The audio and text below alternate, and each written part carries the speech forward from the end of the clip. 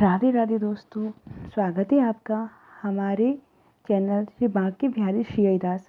हम बात करेंगे आज बांके बिहारी की एक और अद्भुत चमत्कार के बारे में। तो आइए शुरू करते हैं।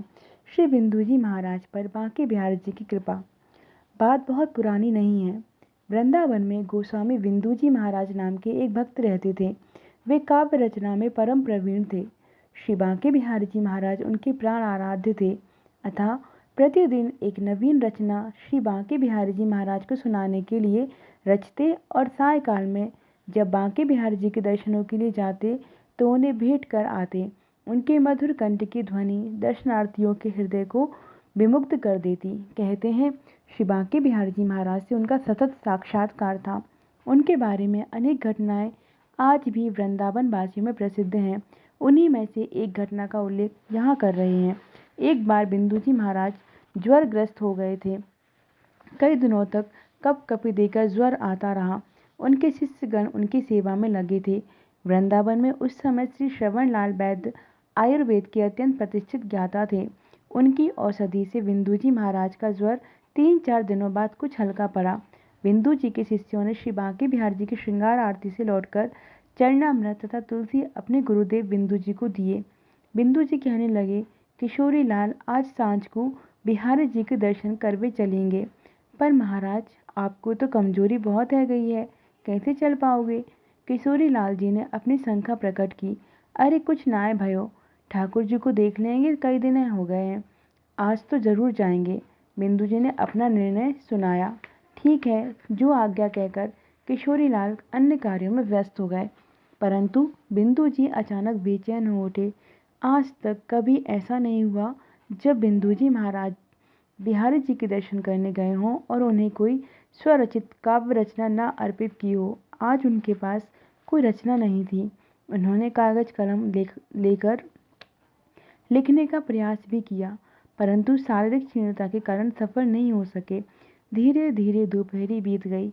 सूर्य नारायण अस्ताचल की ओर चले गए। लाल किरणें वृंदावन के वृक्षों के सिरोभाग पर मुस्कुराने लगीं।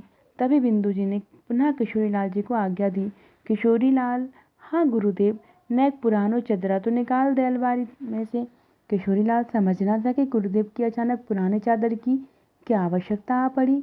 वह आज्ञा की अनुपालना करता हुआ अलमारी तक गया और चादर निकालकर गुरु जी के सिरहाने रख दी। चादर क्या थी, उसमें दसियों तो पैबंद लगे हुए थे। रज में लिथ रही थी। बिंदु जी ने चादर को सहज कर अपने पास रख लिया।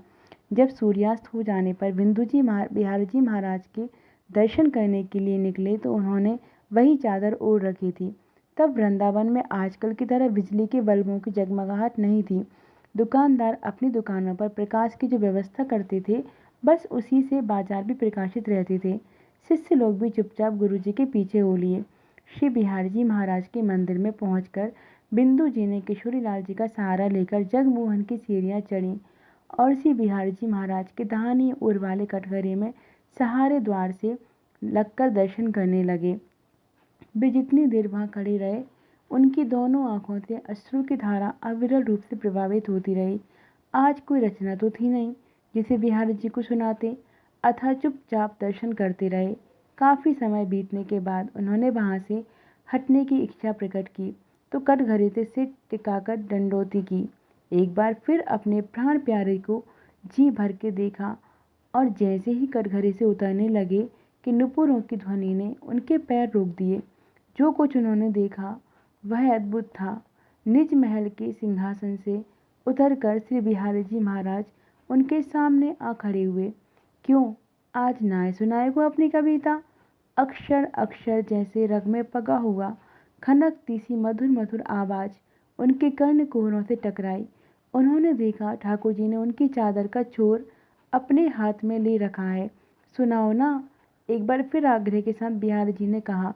यह स्वप्न था या साक्षात, इसका निर्णय कौन करता? बिंदु जी तो जैसे आत्म सुध ही खो बैठे थे। शरीर की कमजोरी न जाने कहाँ विलुप्त हो गई। वे पुनः कटघरे का सहारा लेकर खड़े हो गए। आंखों से आंसुओं की धारा, गदगद हृदय, पुलकित देह, जैसे आनंद का महास्रोत प्रकट हुआ हो। बिंदु जी की कंठ ध्वनि ने अचानक सबका ध्यान अपनी ओर खींचा। लोग कभी उनकी तरफ देखते, कभी उनकी चादर की ओर। किंतु श्री बिंदु जी थे कि बिहारी जी महाराज की ओर अपलक दृष्टि से देख रहे थे। मंदिर के जगमोहन में उनके भजन की गूंज के सिवाय और कुछ शब्द सुनाई नहीं दे रहा था। बिंदु जी देर तक गाते रहे, कृपा की न होती जो आदत तुम्हारी, तो सुनी ही रहती अदालत तुम्हारी। कृपा की न होती जो आदत तुम्हारी। राधे राधे।